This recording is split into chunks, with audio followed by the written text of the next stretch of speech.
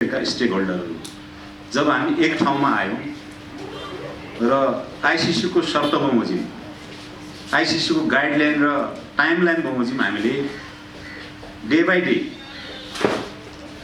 Cricket को निकास का लागि निलम्बन फुकुवाका लागि पूर्वाधारहरू तयार गर्दै जाँदाखेरि अस्ति मात्र 1 खुट्किलो पार गरेका छौं र सबैलाई यस बारेमा जानकारी नै छ।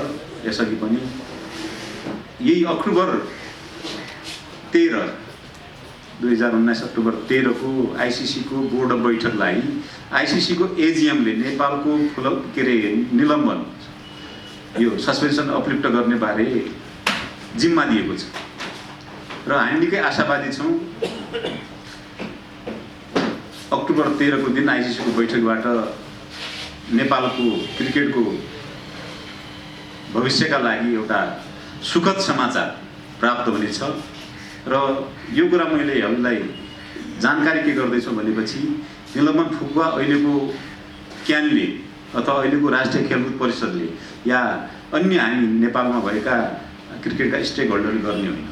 जसले निलम्बन गरेको छ विश्वस्त भइसकेपछि अब नेपालमा विवाद हुँदैन, सरकारी हस्तक्षेप हुँदैन, अन्य गतिविधिहरू चाहिँ आइसिसी को मापदण्ड अनुसार हुन्छ भन्ने विश्वस्त भएपछि उले निलम्बन फुकुवा गर्ने।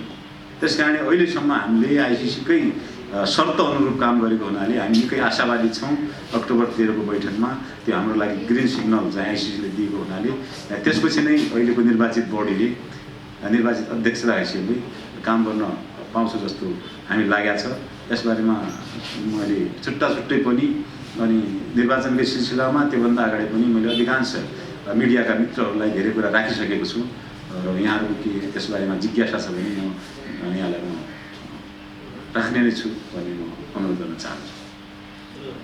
सर्वप्रथम त हैन अस्ति तपाईँ भिडियो राम्रो राजनीतिलाई के कसरी हुन्छ अब वास्तवमा सर्वसम्मतका लागि पहल नभएको होइन र चुनाव भयो। चुनाव भएपछि एउटा समूह चाहिँ थोरै बढी भोट ल्याएर जित्यौं, एउटा समूह चाहिँ थोरै भोट ल्याएर अलिकति हार्यो हैन। त्यसकारणले त्यो हारजित भनेको एउटा सामान्य लोकतान्त्रिक पद्धति हो, प्रक्रिया मलाई लाग्छ। त्योभन्दा राम्रो पद्धति हैन जिम्मेवारी दिनका लागि नेतृत्व छाड्नका लागि त्योभन्दा अर्को असल प्रक्रिया छ जस्तो लाग्दैन। त्यसकारणले हामीले जित्दै गर्दा विजय हासिल गर्दै गर्दाखेरि पराजित हुनुभएको साथीहरूलाई किनभने उहाँको पनि क्रिकेटमा इच्छा छ, भोलिन्टरी सर्भिस गर्ने, भोलिन्टियर भएर काम गर्ने इच्छा छ, पहिला पनि गरिराख्नु भएको थियो। त्यही भएर त पदाधिकारी सदस्य हुन खोज्नु भएको। त्यसैले उहाँको पनि इच्छाको कदर गर्दै उहाँहरूका सकारात्मक पक्ष, उहाँहरूको पनि कुनै कार्ययोजना, उहाँले क्रिकेटलाई गर्न सक्ने पोजिटिभ सल्लाह सुझाव सँगै लिएर उहाँको सरसल्लाहमा क्रिकेटलाई नेपाली क्रिकेटको विकासका लागि, निकासका लागि, नेपाली क्रिकेटलाई अझै माथि पुर्याउनका लागि उहाँलाई हामी ससम्मान रूपमा उहाँसँग सल्लाह गर्छौं। उहाँलाई त्यही किसिमले क्रिकेट संघको एउटा जिम्मेवार सदस्य भएकोले उहाँहरूलाई आदर गर्छौं। मेरो प्रश्न यस प्रकार छ, यसअघि पनि तपाई क्यानमा निर्वाचन भएर आइरहँदाखेरि कुनै महिनामा नै क्यान सस्पेन्डमा परेको थियो। अब क्यानलाई कसरी अगाडि बढाउनुहुन्छ? पहिलो कुरा त के हो भनेपछि क्यानमा म आउँदै गर्दाखेरि पनि सस्पेन्सन त 5-6 महिनामा भयो, तर डे 1 देखि चाहिँ राष्ट्रिय खेलकुद परिषदले हामीलाई काम गर्न दिएन। त्यसकारणले हामीले कुनै पनि क्रिकेट एक्टिभिटीमा संलग्न हुन नपाएको अवस्था हो।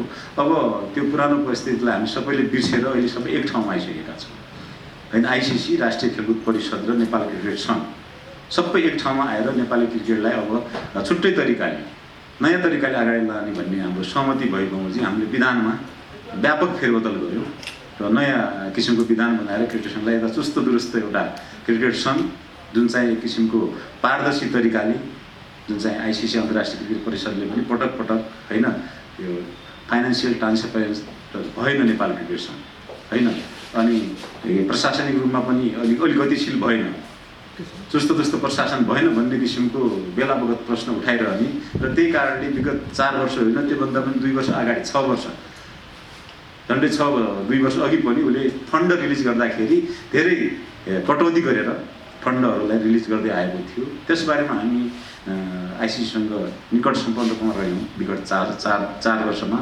सल्लाहमा रह्यो र अब त्यो कुरा आउन दिन्नौँ अनि फाइनेन्सियली चाहिँ पारदर्शिता र क्रिकेट सङ्घको प्रशासनलाई कसरी नयाँ ढङ्गले चलाउन सकिन्छ भन्ने एउटा हाम्रो सरसल्लाह भएको छ। विधानमा पनि व्यवस्था भएको छ। क्रिकेट सङ्घको एउटा जिएम जो चाहिँ ओपन नोटिसबाट चाहिँ नियुक्त गर्ने फाइनेन्स म्यानेजर क्वालिफाइड प्रोफेसनल के अरे कर्मचारीहरू हामीले नियुक्त गर्ने भन्ने छ। त्यसले चाहिँ क्रिकेट सङ्घलाई चाहिँ एउटा निष्पक्ष रूपमा र व्यावसायिक रूपमा अगाडि सार्छ। त्यो हाम्रो एउटा पहिलो योजना भइहाल्यो। निलम्बन पुगेपछिको पहिलो योजना चाहिँ त्यसमै लाग्छ। 4 वर्षदेखि निलम्बनमा हुँदाखेरि धेरै कामहरू पनि थापिनेछन् होइन। तपाईँको नेतृत्वलाई थप चुनौती पनि थपिएको छ। स्पेसली क्रिकेटकै विकासका लागि तपाईँका योजनाहरू चाहिँ के हुन अब? अब 4 वर्षदेखि काम त सबै थानी छ, किनभने नेपाली क्रिकेटको विकासको मुख्य आधारशिला भनेको हाम्रो घरेलु क्रिकेट हो। डोमेस्टिक क्रिकेट चाहिँ झन्डै 4 या 5 वर्षदेखि नै धाराशायी छ। जिल्ला लिगहरू, तत्कालीन क्षेत्रीय लिग अहिले प्रादेशिक संरचनामा गइसकेका छन्। ती लिगहरू र उमेर समूहको क्रिकेट प्रतियोगिताहरू जो छनौटको रूपमा हामीले सञ्चालन गर्थ्यौँ, पछिल्लो क्रिकेट सङ्घले कार्य समितिले छनौट प्रतियोगिताहरू ठ्याक्कै बन्द भएको छ। अहिले छनौट गर्ने विधि चाहिँ अनौठो किसिमको छ। जिल्लालाई कोटा दिने, सङ्ख्या दिने, यतिजना आएर प्रदेशको टिममा सहभागी हुने या राष्ट्रिय टिममा पनि प्रदेशका यतिजना आएर सहभागी हुने भन्ने खालको कोटाले चाहिँ योग्य खेलाडीहरू, क्षमतावान खेलाडीहरू अथवा जसको प्रतिभावान खेलाडीहरूले अवसर नपाएको पनि हुनसक्छ। पाएको छैन त म भन्दिनँ, नपाएको हुनसक्छ। त्यो विधि चाहिँ प्रतियोगिता खेलाएर मात्रै, क्रिकेट खेलेर मात्रै खेलाडीहरूको भनौँ न स्तर चाहिँ निर्धारण गर्न सकिन्छ।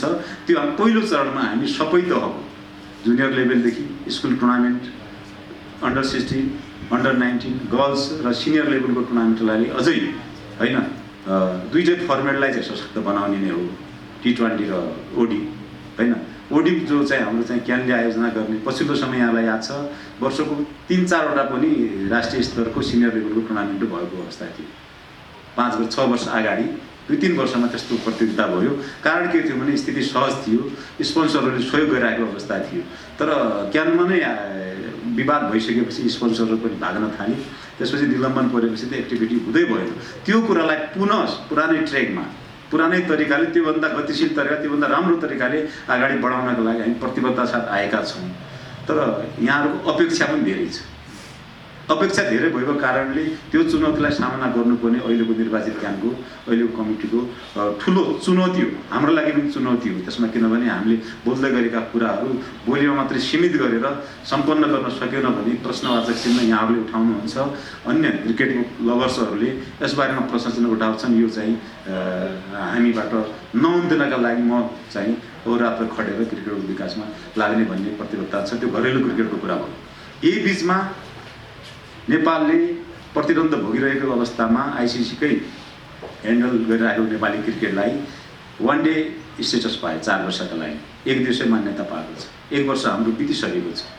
अब बाँकीका 3 वर्षलाई अधिकतम कसरी सदुपयोग गर्ने, कसरी लबिङको आधारमा र अन्य के अरे आइसिसीकै सरलामा बढीभन्दा बढी नेपालभन्दा अलि माथिल्लो स्तर भएका डेस्टिनेसन नै भनौँ अथवा वान डे स्टेसन पाएका कन्ट्रीहरू अलिकति नेपालभन्दा अलि जो अगाडि छन् उहाँहरूसँग बढीभन्दा बढी चाहिँ अभ्यास मैचहरू खेल्न पाएर सिरिजहरू खेल्न पाउने अवसर जुटाएर नेपाली खेलाडीको स्तर र नेपाली टिमको स्तरलाई बढाउनमा चाहिँ प्रयास गर्नुपर्छ जस्तो लागेको छ। त्यो भनेको हाम्रो आधार के हुन्छ भनेपछि वर्ल्ड कप क्वालिफाइङका लागि एकातिर वान डे स्टेटसलाई हामीले कायम राख्यौँ।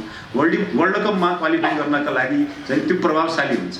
त्यसबारेमा चाहिँ हामी चाहिँ पुनर्विचार गर्नुपर्ने नै हुन्छ। अन्य राष्ट्रमा पनि यो प्रिमियर लिगहरू छन् होइन, यस्ता फ्रेन्चाइजी लिगहरू भइराखेका छन्। त्यसमा कसले टिम किन्न पाउने, कसले सहभागी गर्नु हुन पाउने एउटा निश्चित क्राइटेरिया हुन्छ र नेपालको कानुन, राष्ट्रिय खेल परिषदको होइन ऐन र नेपाल क्रिकेट सङ्घको विधान सबैलाई राखेर यसमा हामी बिना पूर्वाग्रह गरेर यदि उहाँहरूको प्रक्रिया मिलेको छैन भनेपछि प्रक्रिया मिलाएर उहाँलाई कन्टिन्यू गर्न हामी तयार छौँ। मिलेको छ भने त ओके, यसमा कुनै विमति छैन। 3टै लिगहरू कन्टिन्यू हुन्छन् र त्यसमा पनि क्यानले निर्णय गरे बमोजिम आवश्यकता आधारमा कुनै थप हुन्छन्। तर एउटा के हो भनेपछि यी सबै लिगहरू एनपिएल सुरु भइसकेपछि एनपिएलको प्यारलल लिग चाहिँ कोही हुँदैन। होइन एउटा एनपिएल क्रिकेट सङ्घले आयोजना गर्ने लिग होइन जो सबैभन्दा ठुलो र नेपाल क्रिकेटको खेलाडीहरूको आर्थिक व्यवस्थापनका लागि र क्रिकेट डेभलपमेन्टका लागि चाहिँ एउटा चाहिँ कोसेढुङ्गा हुनेछ भन्ने हाम्रो परिकल्पना छ। त्यसको प्यारलल चाहिँ यी लिगहरू हुने छैन, यिनीहरूलाई त्यही स्तरको चाहिँ मान्यता दिइनेछ भन्ने हाम्रो एउटा सोचाइ छ। तर कुरा मैले भन्दै गर्दा यो छलफलका माध्यमबाट मात्रै फेरि निर्णय गर्छु। एकाङ्की पाराले एकजना अध्यक्षले यो बोल्यो त्यो हुँदैन होइन, यो कुरा चाहिँ हाम्रो अनौपचारिक धारणा, निर्णय त भइसकेको छैन नि, अनौपचारिक हाम्रो छलफल धारणाले यसरी क्रिकेटलाई अनुशासित भएर अगाडि बढाउनु पर्छ भन्ने लक्ष्य चाहिँ हामीले राखेका छौँ। जस्तो होइन हामी विश्वकप भनेर भर्खरै तपाईँको भनेको कुरा पनि छ। भर्खरै म राष्ट्रिय खेलकुद परिषदबाट आएको हुँ। उहाँलाई हामी रिक्वेस्ट गरेका छौँ, उहाँले 9वटा 10वटा मैदानहरूमा 7वटै प्रदेशमा अन्तर्राष्ट्रिय मैदान बनाउने लक्ष्य राष्ट्रिय खेलकुद परिषदले राखेको छ र सबैलाई थाहा छ। अहिले आइसिसीले डेभलपमेन्टमा पैसा नदिएको धेरै भइसक्यो र खेल मैदान क्रिकेट स्टेडियम निर्माणका लागि देशको पूर्वाधार गर्ने जिम्मा चाहिँ राष्ट्रिय खेलकुद परिषदले लिएको छ र धेरै त्यसमा लगानी पनि गरेको छ। तर त्यो लगानी चाहिँ भनौँ फास्ट ट्र्याकबाट सदुपयोग हुन्छ कि हुँदैन, त्यही रिक्वेस्ट गरेँ मैले। प्राविधिकको सङ्ख्या कति छ भनेर उहाँसँग अनुरोध गर्दाखेरि कमसेकम चाँडोभन्दा यो निर्माण भनौँ न यो शैली चाहिँ यो चाहिँ अलिकति स्लो भयो कि समय सापेक्ष, त्यसले गर्दाखेरि खेल्न योग्य ग्राउन्डहरू पनि होइन ठेक्का लिएपछि 4-5 वर्षका लागि खेल्न अयोग्य हुने अवस्था आयो कि धेरै ठाउँमा। त्यस कारण यसका लागि चाहिँ राष्ट्रिय खेलकुद परिषदसँग निकट रहेर होइन यसलाई हामीले गर्ने सहयोग, बाँकी त हाम्रो जिम्मा केही छैन, हामीले त्यसलाई चाहिँ बाहिरबाट गर्ने सहयोगका लागि तयार छौँ भन्दै चाँडोभन्दा चाँडो खेल मैदानहरू तयार गर्नका लागि लबिङ गर्छौँ प्रदेश सरकारसँग, राष्ट्रिय खेलकुद परिषद र स्थानीय लोकल गभर्मेन्टहरूले पनि जो अहिले गाउँ गाउँमा ठुल्ठुला मैदानहरू बनिराखेका छन्। यहाँलाई कति थाहा छ, प्रत्येक गाउँपालिका नगरपालिकामा करोडका मैदानहरू बनेका छन्। म उता ग्रामीण के अरे दुर्गम क्षेत्रको मान्छे, दुर्गम क्षेत्रमा पनि त्यत्रो लगानी गरेको छ खेल मैदानका लागि। एउटा क्रेज चाहिँ छ, त्यसलाई अब व्यवस्थित बनाउने र स्तरीय बनाउनमा सबैको भूमिका भनौँ न अब अपरिहार्य छ। खेल मैदान, राम्रो खेल मैदान भएपछि राम्रो क्रिकेट प्रतियोगिता हुन्छ, राम्रो क्रिकेट प्रतियोगिता भएपछि मात्रै राम्रा खेलाडीहरूले राम्रो प्रदर्शन गर्न पाउँछ र आफ्नो उत्कृष्ट प्रदर्शन गर्न पाउँछ भन्नेमा हामी विश्वस्त भयौँ न। त्यसलाई प्रतियोगिताको स्तर सुधारमा चाहिँ ध्यान दिनुपर्छ। त्यसका लागि कमसेकम खेल मैदानका लागि हामी सरकारसँग समन्वय गरेर चाहिँ अगाडि बढ्छौँ। मुलपानी मैदानको बारेमा पनि मैले कुरा गरेँ होइन, यस वर्ष पनि 10 करोडको टेन्डर भइसक्यो। तर अलिकति मुआवजाको विवाद र जो बिचको सडक छ त्यसलाई कसरी डाइभर्ट गर्ने भन्नेमा राष्ट्रिय खेलकुद परिषदले एउटा चाहिँ मास्टर प्लान बनाइसकेको रहेछ। अब लक्ष्य राखेको छु हेर्नुहोस् होइन, त्यसो गरेर ठ्याक्कै मुलपानीको डिप स्टडी हामीले गरेको छैन। किनभनेपछि मुलपानी त हामी म नगएको 1 वर्ष भइसक्यो, जान नपाएको होइन, त्यस्तो अवस्थामा छैन। किनभनेपछि मुलपानी गएपछि अफिस स्टाफलाई हामीले तलब दिइसकेका छैन 3 वर्ष होइन। पीडा त छ नि, 20 वर्षदेखि पर्मानेन्ट कर्मचारी हुनुहुन्छ, उहाँलाई चाहिँ हामीले तलब दिन सकेका छैनौँ। खाता आजको दिनमा पनि हाम्रो रोक्का छ। त्यस कारणले जेन तरिकाले क्रिकेट सङ्घ यहाँसम्म सही ट्र्याकमा ल्याउनका लागि सङ्घर्षरत छौँ र सहमतिमा यहाँसम्म आइपुगेका छौँ।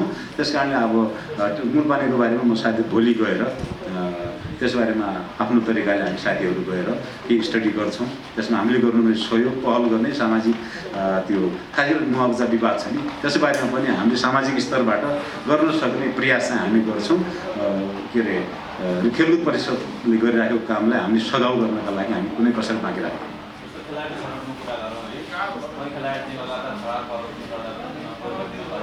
अब होइन, विगत 4 वर्षदेखि मैले भने खेलाडी छनौटको कुनै आधारै छैन होइन। त्यसलाई मैले धेरै बोल्यो भने फेरि विवादास्पद कुरा हुन्छ। तर खेलाडीसँग समुद्र सम्बन्ध कायम गर्नैपर्छ क्यानले। त्यसको अर्थ के हो भनेपछि अनुशासनहीन कसैले बन्नु हुँदैन। अनुशासनलाई पनि पहिलो प्रायोरिटी चाहिँ दिन्छ। त्यसका लागि पहिला हामी चाहिँ सबै कुरा काम अगाडि सुरु भएपछि प्लेयर्सहरूको सेन्ट्रल कन्ट्र्याक्ट गर्छौँ। कन्ट्र्याक्ट होइन, अब थोरै 20-25 होइन, त्योभन्दा बेसी झन्डै नेपाली 2टा टिम अट्ने गरी 40 जना जति, 36 देखि 40 जनालाई चाहिँ नेसनल हाम्रो सेन्ट्रल कन्ट्र्याक्टमा ल्याउँछौँ र प्यारलली 2टा टिम बनाउने लक्ष्य छ हाम्रो। 2टा टिम भनेको एउटा टिम चाहिँ जो नेपालको सिनियर टिम हुन्छ त्यसको स्ट्रेन्थ ब्यान्चको रूपमा ब्याकअप चाहिँ अन्डर 23 या त्यो अन्डर 25 होला 24 अन्डर 23 भन्ने एउटा टेन्टेटिभ हाम्रो कुरा चलिरहेको छ। त्यो स्ट्यान्ड बाई टिम हुन्छ र त्यसको छुट्टै प्रोग्राम हुन्छ, त्यसको छुट्टै स्पोन्सर हामीले खोज्ने, छुट्टै कोच, छुट्टै उसको एक्सपोजर टुरहरू। त्यो टिम चाहिँ यदि नेपाली टिमलाई कुनै किसिमले प्लेयरहरू चाहिँ पर्फर्मेन्स लेस भयो, इन्जर्ड भयो या होइन बिरामी पऱ्यो अथवा कुनै कारण नेपाली सिनियर टिमबाट खेलाडीहरू चाहिँ रिप्लेस गर्नु पऱ्यो भनेपछि इमिडिएट अहिले जस्तो समस्या आउँदैन कि 2-4 खेलाडी नेपाली टिमबाट एकैचोटि बाहिर जाँदाखेरि कहाँबाट खेलाडी खोज्ने हो। नामका भरमा खेलाडी चाहिँ अन्डर 19 मै खेलेका कारणले राख्दाखेरि मलाई लाग्छ त्यस्तो टिम चाहिँ कमजोर बन्न सक्छ भन्ने एउटा आशंका छ पनि। तपाईँले जस्तो यहाँहरूले पनि देख्नु भएको छ खेलाडीको सङ्ख्या डोमेस्टिक प्रतियोगिता होइन प्रोभिन्सियल लिग चाहिँ वान डे चाहिँ गतिलो चाहिँ नभएका कारणले, धेरै नभएका कारणले खेलाडीहरूको सङ्ख्या घटेको। उही खेलाडी त छ, धेरै दिनदेखि उही खेलाडी छ नेपाली टिममा होइन। त्यस कारणले राम्रो गर्ने खेलाडीले मौका पाउनै पर्छ। त्यसलाई चाहिँ आफ्नो प्रदर्शनबाट उसले पाउने अवसरबाट वञ्चित गर्न हुन्न भन्ने के अरे अहिलेको यो निर्वाचित क्यानको धारणा। क्यान निलम्बनमा हुँदा खेलाडीहरूको तलब पनि वर्षौँपछि मात्र खेलाडीहरूले पायो, अहिले पनि नियमित रूपमा पाइने गएको अवस्था छ, रातो परिवेशलाई कोर्डिनेसन गरिरहेको छ। अब तपाईँहरू आइसकेपछि खेलाडीहरूको तलब चाहिँ के हुन्छ? होइन, अब क्यानले पाउने जो एनुअल ग्रान्ट हो आइसिसीबाट पाउने त्यो पैसाबाट नै अहिले तत्कालमा तलबहरू दिइराखेको हो। त्यो खेलाडीहरूलाई सुरुवाती दिनमा 5,000, त्यसको लगत्तै मन्थली 10,000 दिने पनि र त्यसपछि उनीहरूको कन्ट्र्याक्टर चाहिँ नेपाल क्रिकेट सङ्घको पछिल्लो कार्य समितिले 2072 साल अघिको कार्य समितिले गरेको होइन। र त्यसपछि निलम्बन पछि कुन प्रोपर च्यानल कसरी पैसा दिने भन्नेमा एउटा समस्या रहेछ। आइसिसीले पैसा पठाउँदाखेरि अब भने हामी निलम्बित, हामीलाई त आर्थिक कारोबार कुनै पनि गर्नु नदिने, सामान्य पनि आर्थिक कारोबार निलम्बित समितिसँग नगर्ने भन्ने आइसिसीको एउटा विधानले भन्छ, रुलले भन्छ। राष्ट्रिय खेलकुद परिषद मार्फत पनि मलाई लाग्छ धेरै थोरै केही महिनाको पारिश्रमिक चाहिँ खेलाडीहरूले पाउनु भएको छ। र कोही अन्य कार्यक्रम जो आइसिसीद्वारा डाइरेक्टली सञ्चालन भएको कार्यक्रमहरू छ, ट्रेनिङहरू छ, क्लोज क्याम्पहरू छ, अन्य त्यो पनि कसरी पेमेन्ट हुन्छ, कसले गरिरहेछ मलाई लाग्छ आइसिसीको एजेन्ट थ्रु, आइसिसीको कुनै प्रतिनिधि थ्रु भइरहेको होला, त्यसैमा जानकारी छैन। हामीलाई काम गर्ने अथोरिटी आउने बित्तिकै पहिला त्यो कुरामा ध्यान दिन्छौँ। अहिलेसम्म खेलाडी मात्रै होइन, ग्राउन्ड स्टाफ अनि अफिसको कर्मचारी उहाँहरूको पनि समस्या, वर्षौँदेखि काम गरेका हुनुहुन्छ, उहाँ पर्मानेन्ट क्याम्प, हामी चाहिँ टेम्पोरेरी हो 2 वर्ष 4 वर्षको लागि पर्मानेन्ट क्याम्प जहिले चलाइरहेको, उहाँहरूले वर्षौँदेखिको तलब पाएको छन्। खेलाडीले त बरु बिचमा एकैचोटि 2 वर्षको तलब निकासा स्पोर्ट्स काउन्सिल मार्फत भयो, तर कर्मचारीहरू पनि त्यसको मार्गमा छन्। यसलाई तुरुन्तै निराकरण हुन्छ मलाई लाग्छ। अब धेरै दिन कुर्नुपर्छ जस्तो लाग्दैन। यो त क्याम्प फुकुवा भइसकेपछि आइसिसीले विश्वास क्याम्पमाथि राखिसकेपछि बिस्तारै यो सबै कुरा ग्रेजुअली अगाडि बढ्छ जस्तो लागेको छ। यो क्याम्पको सस्पेन्सन जस्तो क्याम्पले त आफ्नो तर्फबाट आफ्नो कुरा गरेको त्यो एडभाइजरी कमिटी अनुसार विधान पनि संशोधन गर्यो, चुनाव पनि गर्यो नि त। तर अझै पनि अब क्याम्पको यो रिस्टेटमेन्ट हुने कुरा अझै पनि क्वेसनमा के कस्तो जस्तै आइसिसीको डिसिजन अब त्यो कुरा हुँदैन, प्रपोजल पनि लान्छ होला नि। होइन, हामीलाई त्यस्तो के भनेको छैन। क्याम्पको निलम्बन हट्नको लागि किन निलम्बन भयो भन्ने पक्षले जानुपर्छ। सरकारी हस्तक्षेप भयो र निष्पक्ष चुनाव भएन भनेर क्याम्प निलम्बन भने दुईवटा मात्र। आइसिसीको चार्टर 2.9A ले directly government interference in cricket association of Nepal त्यही भनेको छ।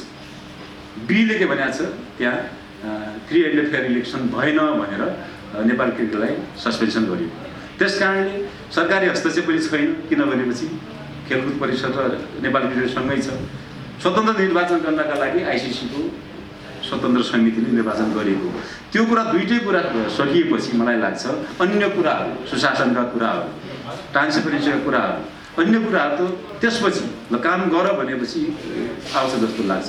त्यस कारण क्यानले नै प्रपोजल हाल्नुपर्ने भन्ने कुरा हामीलाई कुनै जस्तो निर्देशन छैन। आइसिसीको प्रतिनिधिसँग सल्लाह गर्दाखेरि यहाँसम्म एउटा सहमतिको प्रोसेस हो।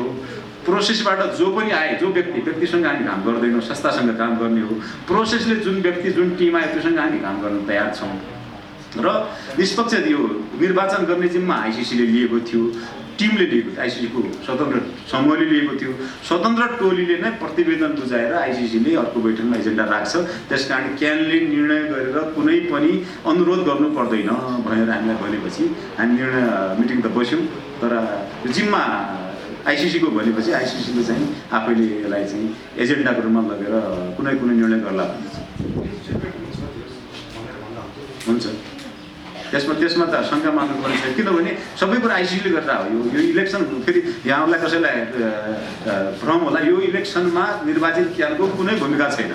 हामीले त आइसिसीले जे भन्यो त्यसमा पछि लागेर सहयोग गरेको मात्रै हो। निर्वाचन प्रक्रियादेखि लिएर जिल्लाको अन्यको यहाँदेखि सामान्य हो भेन्यू चुज गर्नका लागि अनि निर्वाचन कर्मचारी जो खटिएका थिए त्यसमा कुनै सबै कुरा आइसिसीले त्यो भेन्यू पनि आइसिसीले दुबईबाट बुक गरी चुज गरेको के अरे त्यसमा हाम्रो चाहिँ कुनै भूमिका हुँदैन।